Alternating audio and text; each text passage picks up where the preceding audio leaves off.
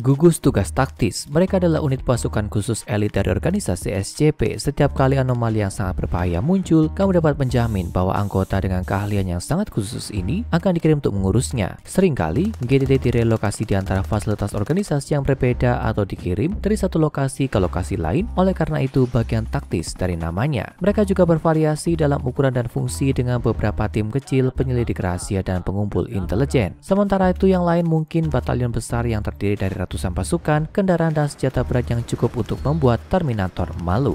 Baik itu menangkap SCP yang baru muncul atau membantu organisasi untuk mengembalikan anomali yang aneh ke dalam kandangnya dan menyimpannya di sana, GTT adalah yang akan kamu panggil ketika semuanya berantakan. Mereka adalah yang terbaik dari organisasi SCP dan hanya sedikitnya mewakilinya lebih baik daripada GTT Tau 5. Kalau kamu akrab dengan organisasi SCP, maka ada kemungkinan kamu pernah mendengar tentang gugus tugas taktis Tau 5 yang ikonik, juga dikenal dengan nama kode kolektif mereka Samsara. Ambil semua yang kamu ketahui tentang gugus tugas rata-rata, beri mereka peralatan dan pelatihan liga yang lebih baik, lalu beri mereka super steroid anomali, dan kamu masih mungkin mendapatkan GTT yang hanya bisa bermimpi untuk mencapai tingkat Samsara. Dalam seri kami di lokasi 13 yang terkenal, kamu telah melihat para pahlawan ini menghadapi kengerian yang tak terlukiskan dan bahkan mengerikan untuk menyelamatkan gugus tugas taktis lainnya dari rahang kematian dalam banyak kesempatan. Mengapa mereka diberi prestis seperti itu bahkan di tengah bidang yang penuh sesak dengan operasi organisasi elit? Itu karena 4 anggota tim Samsara tidak seperti GTT lainnya pada tingkat fundamental, mengingat masing-masing dari mereka diciptakan dari daging dewa yang sudah mati. Kedengarannya cukup keren untuk sendirinya, bukan? Nah, Tau 5 tidak hanya diciptakan secara khusus dari dewa ilahi, tapi masing-masing dari mereka juga memiliki tubuh yang diciptakan dengan sibernetika mutakhir. Cyborg abadi ini dapat ditingkatkan kapan saja, saat dan ketika dibutuhkan, menggunakan persenjataan eksperimental terbaru dari organisasi untuk memerangi dan menahan semua ancaman anomali dari taumaturgic dan psionik hingga entitas yang kuat yang mampu mengubah realitas. Bagi GTT normal ini hanya mimpi. Bersama-sama, Samsara terdiri dari 2 operator pria bernama Irantu dan Munru dan 2 wanita Nanku dan Onru, dan hanya itu yang perlu kamu ketahui sebelum kita mempelajari kegilaan yang datang selanjutnya. Kencangkan dan kenakan kacamata scramble-mu, saatnya untuk Avatara.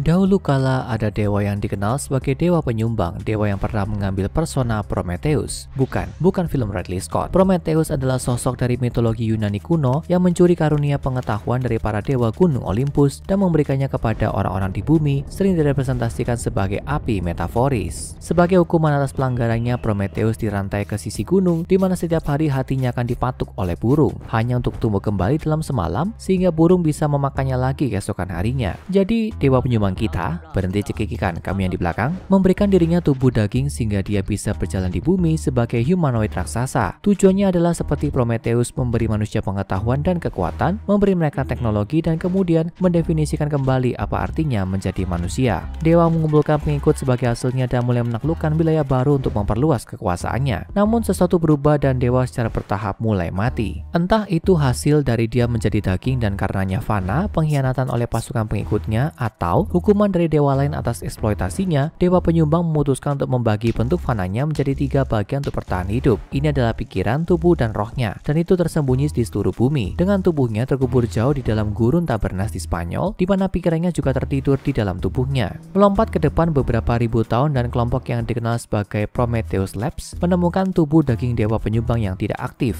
Prometheus Labs pernah menjadi kelompok kepentingan bagi organisasi SCP yang dikenal karena meneliti objek anomali dengan tujuan menggunakannya untuk mengembangkan terobosan teknologi baru. Setelah menggali tubuh dewa, para ilmuwan Prometheus menemukan bahwa hati tubuhnya mengandung sel-sel yang dapat beregenerasi tanpa henti. Akhirnya, sel-sel itu dipanen dan diteliti dan menghasilkan proyek penelitian baru. Tujuannya untuk membuat grup prajurit abadi. Prometheus Labs mengambil 4 sukarelawan dan mengunggah kesadaran mereka ke komputer, berharap untuk kemudian mengunduhnya ke dalam tubuh baru yang dikloning dari sel yang beregenerasi. Idenya adalah jika salah satu dari tubuh cloning ini dihancurkan atau entah bagaimana menjadi sangat rusak sehingga tidak dapat digunakan, maka proses ini dapat digunakan untuk mengunggah pikiran yang sama ke tubuh baru, sesederhana membuat komputer baru dengan hard disk lama. Proyek ini memang menghasilkan beberapa hasil, melihat penciptaan beberapa prajurit cyborg yang diproduksi secara massal yang kemudian dikenal sebagai SCP-1637. Namun penelitian itu terhenti ketika sekelompok pengikut dewa penyumbang yang masih hidup menyerbu Prometheus Labs. Para pengikut menyerbu seluruh fasilitas, menembaki tubuh yang baru dikloning yang dimaksudkan untuk menjadi tuan rumah bagi 4 kesadaran yang telah disimpan di komputer. Tapi bahkan itu dihancurkan bersama dengan semua drive cadangan yang berisi salinan dari 4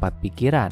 pengikut dewa mengajukan fasilitas Prometheus, tapi mesinnya digunakan untuk membuat klon secara ajaib selamat. Itu mulai secara bertahap membuat 4 tubuh baru meskipun mengalami kerusakan berat. Masalahnya, pikiran dan tubuh keempat sukarelawan itu semuanya hilang. Hidup, pikiran, emosi, imajinasi, segalanya. Kemanusiaan mereka telah disimpan di hard drive yang telah dihancurkan oleh para pengikut, tapi tetap saja mesin melakukan apa yang dapat dilakukan mesin. Mengkloning 4 badan baru, tapi tidak ada yang menghuni mereka. Tidak lebih dari template sederhana, 2 jenis kelamin, dan 4 nama. Tahun-tahun berlalu dan Prometheus Labs mengalami kecelakaan besar lainnya yang akhirnya menyebabkan organisasi tersebut bubar. Namun beberapa mantan ilmuwan mereka ditangkap oleh organisasi SCP, termasuk seorang dokter yang selamat dari serangan di fasilitas cloning. Dia membawa kelompok agen organisasi ke lokasi proyek lama itu, di mana mereka menemukan 4 cangkang berdaging yang hampir tidak berbentuk, kosong tapi siap untuk diubah menjadi aset yang belum pernah dimiliki organisasi sebelumnya. Proyek Prometheus Labs yang hampir sia-sia tetap hidup. Samsara. Waktu terus berlalu hingga akhirnya anggota GTT Tau 5 yang juga dikenal sebagai Samsara diturunkan untuk menangani anomali baru yang mulai merebak. Itu berasal dari dalam rumah pertanian yang tampaknya biasa, tapi setiap kali sesuatu yang organik masuk, itu akan dengan cepat menjadi kanker.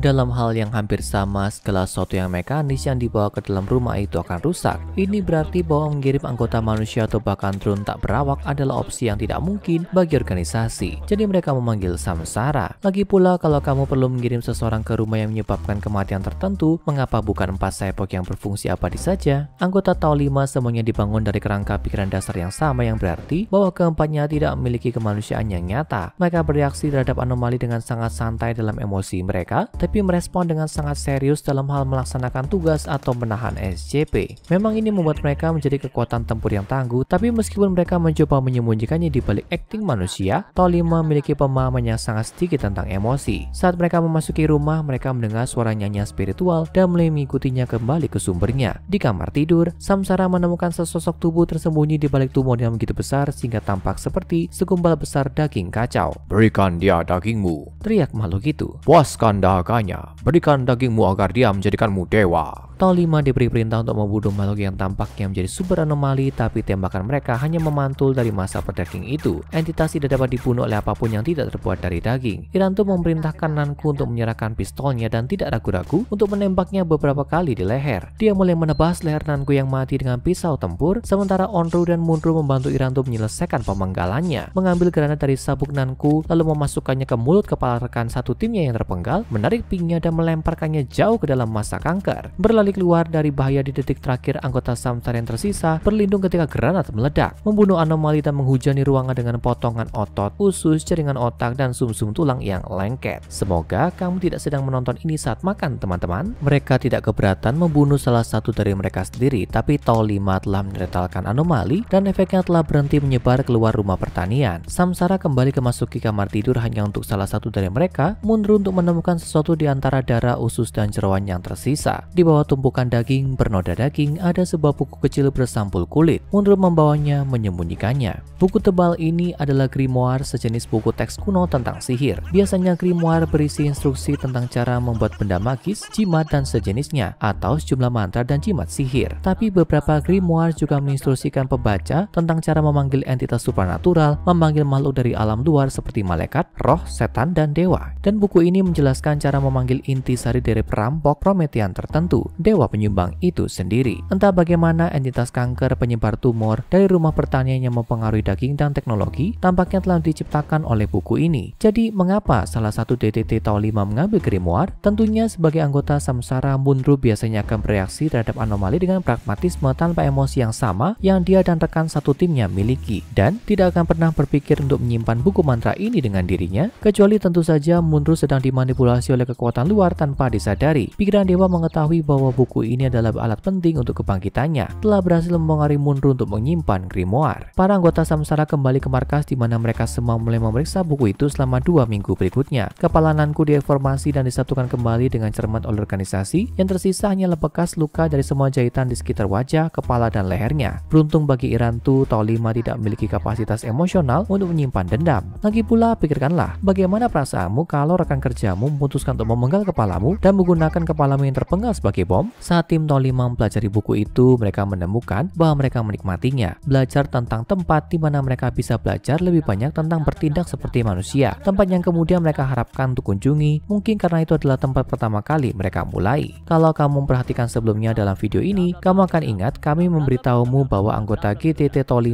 diciptakan dari daging dewa yang sudah mati, dan dewa mati ini ngubur tubuhnya di gurun Tabernas di Spanyol. Itu tidak lain adalah dewa penyumbang yang telah digunakan untuk menciptakan 4 cyborg abadi GTT Tau 5. Tim Samsara datang darinya dan sekarang dia mencoba menggoda mereka kembali. Sekarang tonton SCP Gugus Tugas Taktis Elite terungkap dan SCP-1730 apa yang terjadi di lokasi 13, kompilasi serta lengkap untuk lebih banyak Samsara dan tim lainnya bekerja sama dengan mereka.